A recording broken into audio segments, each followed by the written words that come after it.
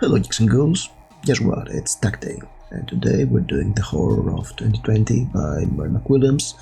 And I know I'm a bit late to the party, but this month is just killing me. So, without further ado, let's go through some stuff that happened in 2020 and have books about them. And of course, if it's 2020, we have to start with the pandemic. So let's talk about a book that involves a disease or an outbreak of some kind, and I think that's a pretty easy one. If I go for a book about a pandemic, I should definitely go for World War Z, which you may be able to see somewhere back there, I guess, by Max Brooks, and it's a very interesting book. It's interestingly written because it's sort of a fake documentary about a zombie outbreak and how humanity struggled with it and how we eventually survived it because of different reasons, and it has one of my favorite scariest scenes I've read in a book, the one in the highway.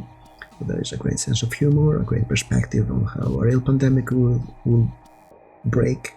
outbreak, and overall it's a great book. You should read it.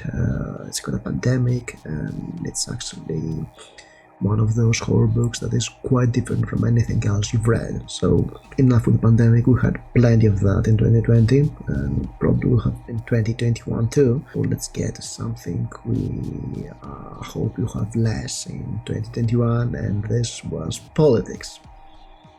Because let's be fair to my American friends here, your politics were weird in 2020. But since you're already heading to a dystopia, let me tell you about my favorite dystopic novels, and we all are going towards dystopia and probably will be a neoliberal hellscape. So I'll go for a cyberpunk classic. In this one, I'll go for Neil Stephenson's Snowcrash, which is, if you haven't read that one, you're missing out.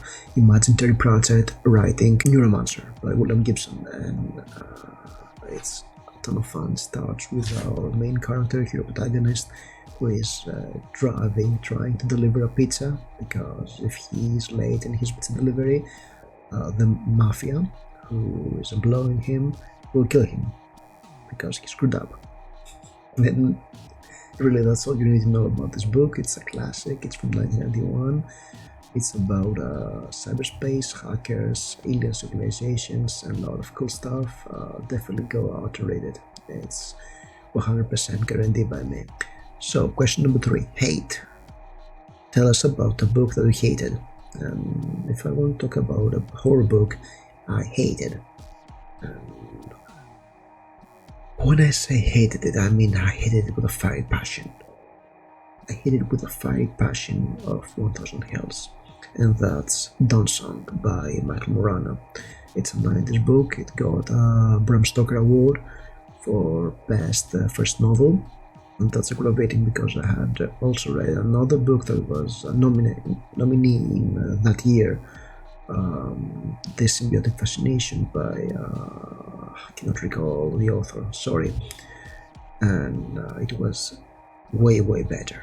It was an amazing book, and it lost to a very bad book, and Mike Morano's Dawn Song is some sort of knockoff Clive Barker or Poppy Bride. It has this very literary writing style, and it's about two demon lords fighting over modern Chicago or another American city, never mind, I can't remember which city it is, while the Gulf War is on the background. And yeah, that's what the synopsis said, because I wasn't sure what was happening in this book. There was a bookstore clerk who liked a guy who liked his best friend and colleague, who was a girl, and there was also a succubus going around and killing people, and all this nonsense. It was 600 pages long of very pretentious writing.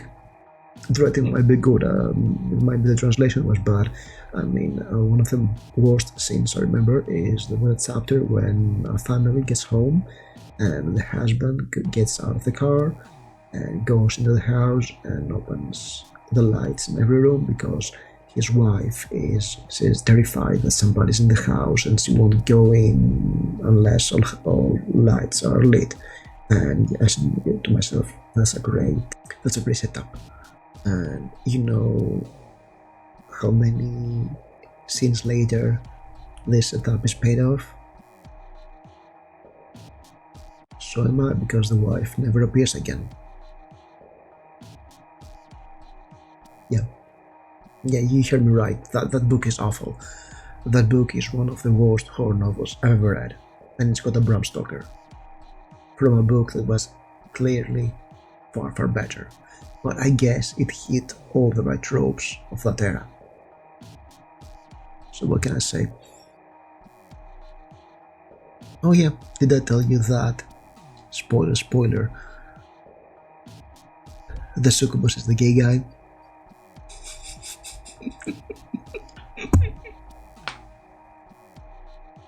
Yeah, that's a big twist in the end.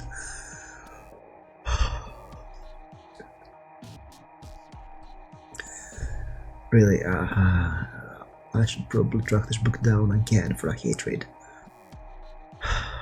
Question number 4, End Times. Tell me about a book about an outright apocalypse. That's also easy. Swan Song. This book was, it's a big one, it's a chunky one, it's almost 100 pages. It's almost 1,000 pages long. I've read it in 4 days or something. It's an amazing, very 80s novel. It's about nuclear holocaust, where the devil makes witnesses in New York going into nuclear apocalypse, and a lot of characters from America surviving the bombs come down and all this weirdness that's happening. And there's a religious element because there is this girl who has the power to make plants grow again. This nuclear winter and desolated USA, and there are cannibals. There are sort of an army of paramilitary lunatics. There is a black sense of humor. It's a splatterpunk novel, and the punkiness is there. And there is this great faith that civilization will collapse, and that the way America is set up, the way capitalism works, is bound to fail. I can go for that.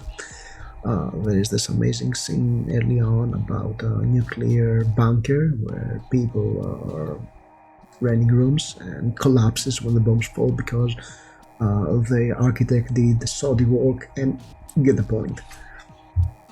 So yes, Swan Song, I had a whole review about it a couple of years ago, so go check it out. Question number 5, Crime. Tell me about one of your favorite books involving a crime. Zack Ketchum's The Girl Next Door, and I've gone about this book over and over again. It's about how people in power will tell you that it's alright to do atrocities and you'll do them. In this book, it's done by children to another teenage girl, and it's gruesome and it's based on a true story, which makes it even worse. And this book does something amazing. It really puts you in the shoes of the main character because you feel guilty for not stop reading it the way the main character cannot stop witnessing what is happening, and he's not able to do something about it. Yes, so it's a very powerful novel. If you've never read Zack Ketchum, you should definitely read this one. It's his masterpiece. And Zack Ketchum is a great author. Nonetheless, I have a couple of his books I haven't read yet, and it's in my TBR, so expect some Ketchum reviews in 2021. Question number 6, Hope. Tell me about a book you hope is going to be good. You know what?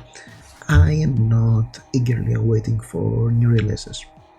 When the book is out, I'll take it and I'll read it, and I cannot think of any book in 2021 that I really want to read. However, I just bought Cam Golfs he's a YouTuber. He has a channel called The Page Nomad. His latest novel, Welcome Descent. I'm about to read this in my mobile phone because I don't have a Kindle, and Yeah, I used to read the ebooks when I'm on the road. It's kind of a problem with, staying at home and lockdowns and all this kind of stuff because I'm working from home. So yeah, hoping this book will be good because I really like the synopsis he did, the pitch he did, the chapter. He had another book of chapter one which sounded interesting, and I've read his story in local hunts, which I liked a lot. So I have a lot of hopes for this book. And these were my answers from the horror of 2020. I know it's a bit late, it can easily be the horrors of 2021. One popular will be Riot, and the other will Mutation. But whatever, if you haven't done this tag yet, be like me and do it late. Thank you for watching and stay spooky.